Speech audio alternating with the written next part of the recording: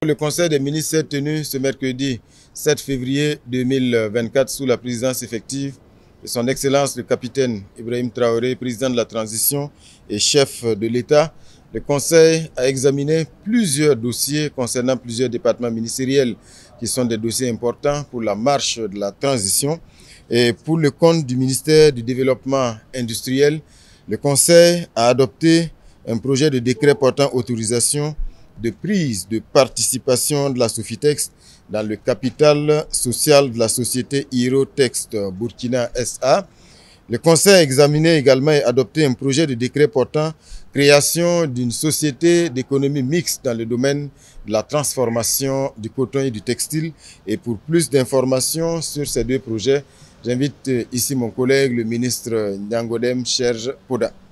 Le Conseil a adopté deux projets de décret au titre du département en charge du développement industriel. Le premier décret est relatif à la création d'une société d'économie mixte qui aura un capital de 10 milliards de francs CFA.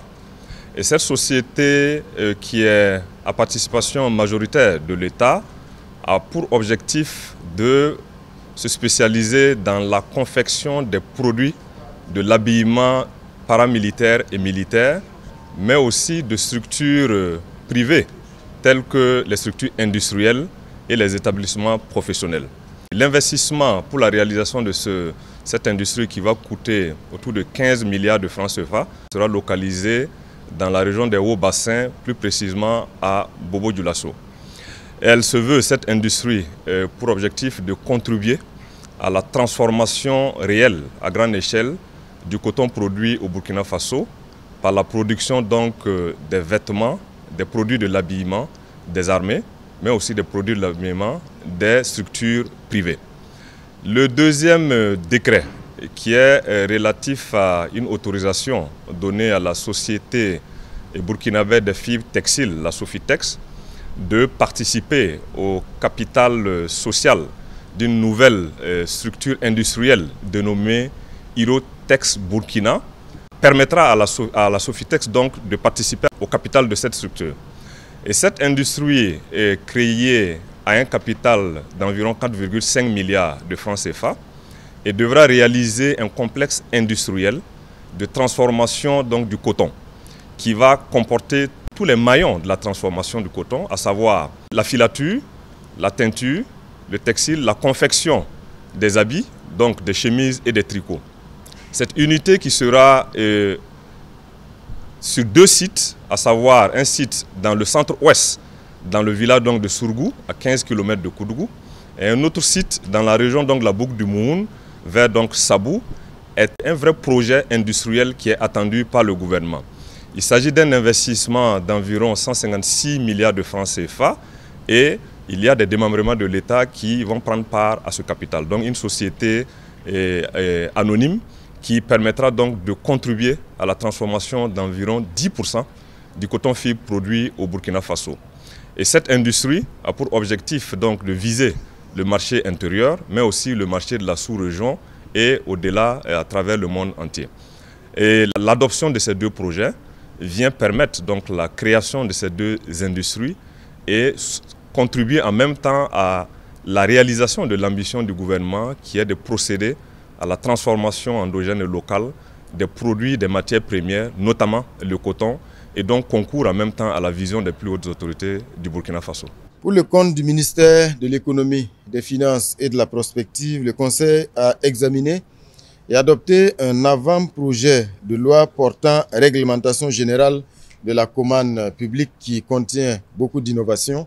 Et pour plus de détails, j'invite ici mon collègue, le ministre Nakanabo. Le Conseil a examiné et adopté un rapport portant modification des textes réglementant la commande publique. Donc, il s'agit d'un avant-projet de loi qui sera donc soumis à l'Assemblée nationale puisqu'il a été adopté. Donc, c'est devenu un projet de loi. Alors, ce projet de loi, c'est la réglementation des marchés publics. Parce qu'après la mise en œuvre des textes actuels, il a été relevé un certain nombre d'insuffisances, mais également la nécessité d'adapter les textes au contexte actuel. Comme vous le savez, le contexte actuel nécessite que nous puissions avoir plus de célérité dans nos actions pour plus de résultats et d'impact sur le terrain. Et donc, pour compte tenu de cela, il y a eu des modifications qui ont été apportées donc, au texte portant réglementation de la commande publique. Ce texte qui est porté par l'ARCOP et également la direction du contrôle des marchés et des engagements financiers a permis d'apporter un certain nombre d'innovations au texte existant. L'innovation majeure, c'est la possibilité donc donnée, notamment en cas de contentieux, que les juges administratifs puissent trancher en premier et dernier ressort pour éviter que les procédures contentieuses retardent la mise en œuvre des marchés publics. Alors, à côté de cela, il y a d'autres innovations, c'est notamment la prise en compte des achats publics durables pour tenir compte, bien sûr, des impacts sur le plan environnemental, sur le plan social et même sur le plan de la gouvernance des marchés publics.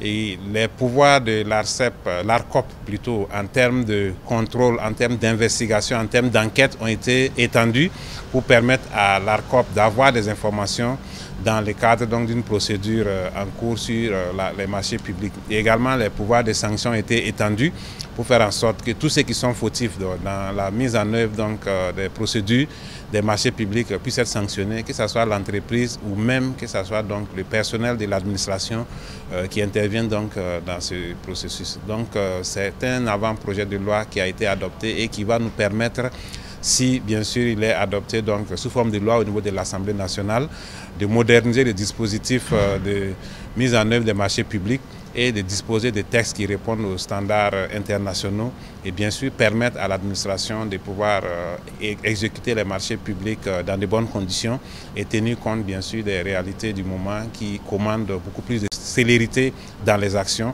et surtout beaucoup plus d'impact sur le terrain en ce qui concerne la mise en œuvre des marchés publics. Pour le compte du ministère de la Justice et des Droits humains, le Conseil a examiné et adopté un projet de décret portant adoption d'un document d'orientation pénale qui résume donc la vision du gouvernement et de la transition dans ce domaine. Et pour des détails, j'invite ici mon collègue Edasso Rodrigue Bayala. Le Conseil a analysé et adopté un document d'orientation en matière pénale. C'est un document qui est dénommé politique pénale dans le code de procédure pénale, et qui est l'ensemble des moyens, sinon des procédés qui sont définis par le gouvernement pour lutter efficacement contre la délinquance et contre le phénomène criminel. Alors ce document contient un certain nombre de priorités. La première des priorités, c'est d'abord d'accentuer l'accessibilité de la justice, de rendre la justice beaucoup plus accessible au niveau des justiciables. Vous savez que la justice, dans sa dimension accessibilité, comporte deux compartiments. C'est d'abord l'accessibilité physique, qui est l'éloignement avec les palais de justice, mais aussi une dimension psychologique qui joue sur la crédibilité justement de la justice. Donc, comme première priorité, il s'agira bien entendu de rendre la justice accessible aux justiciables. Ensuite, il s'agira aussi de renforcer la lutte quotidienne contre la criminalité, de renforcer la coopération judiciaire. Comme vous le savez aujourd'hui, avec le contexte que nous connaissons, qui est la lutte contre le terrorisme, et même bien avant ça, même la délinquance économique n'a pas de frontières. Donc il s'agira bien entendu de renforcer la coopération judiciaire, de renforcer aussi l'exécution des décisions de justice en matière pénale. La justice n'est effective que lorsqu'elle est réparatrice, lorsque la décision a été mise en exécution. Il s'agira enfin, bien entendu, d'envisager des perspectives en termes de réforme.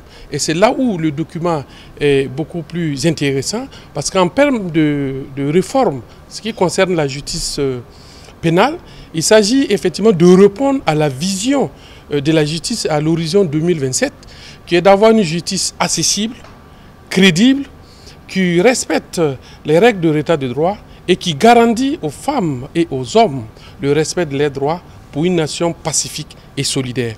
Alors, donc l'essentiel des réformes qui seront entreprises s'agiront de répondre à la vision du chef de l'État, qui veut que nous ne faisons plus de l'emprisonnement systématique et qui souhaite effectivement que nous mettons l'accent plus sur la réparation, sur la réinsertion, sur la resocialisation du délinquant.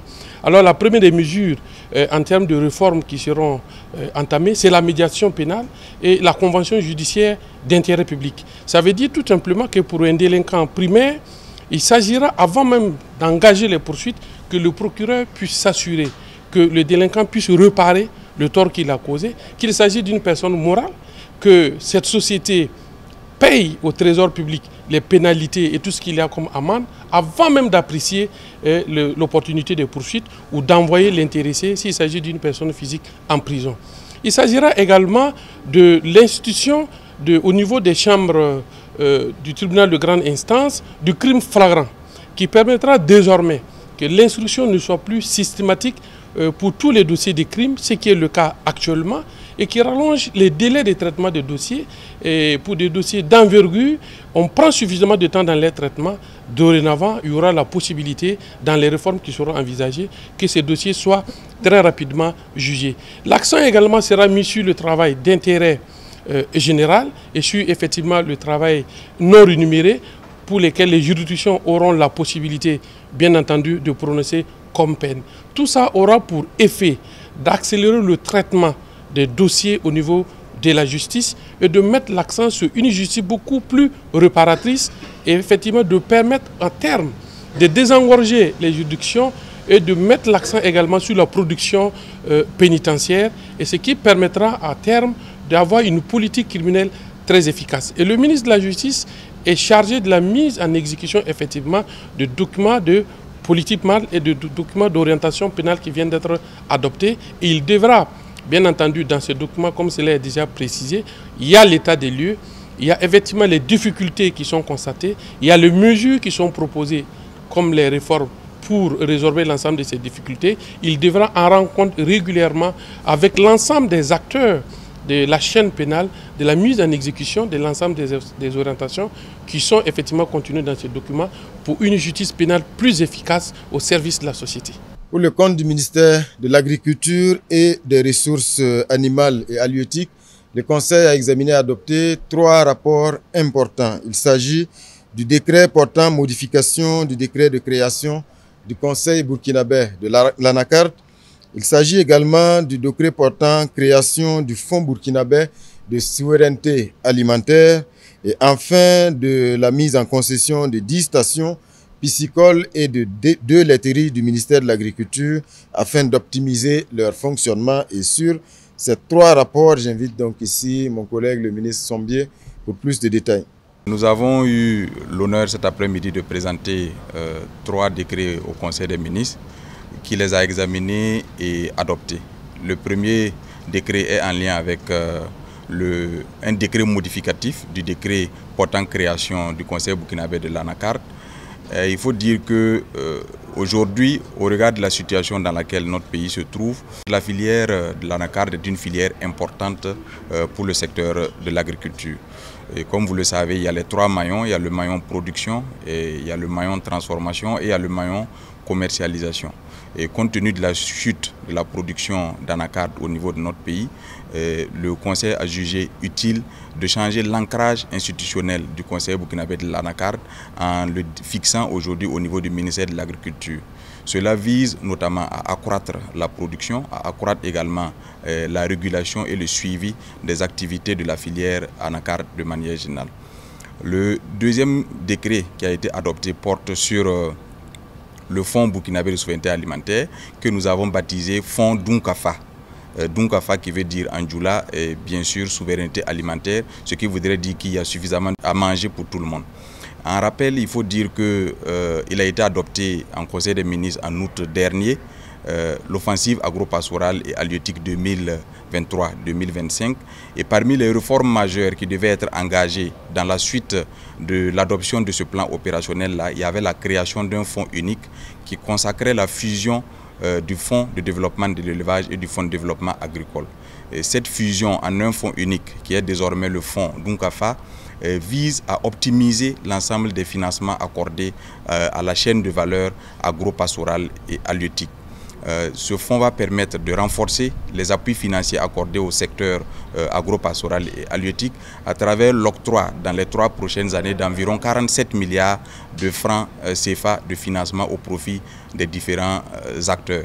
Et ces financements vont permettre de toucher environ 12 000 projets dans le secteur agro-pastoral et halieutique en vue d'un développement et d'un accroissement de la production en phase avec les objectifs de l'offensive agro-pastorale et halieutique. Cela va également permettre la création d'environ 25 000 emplois dans le secteur.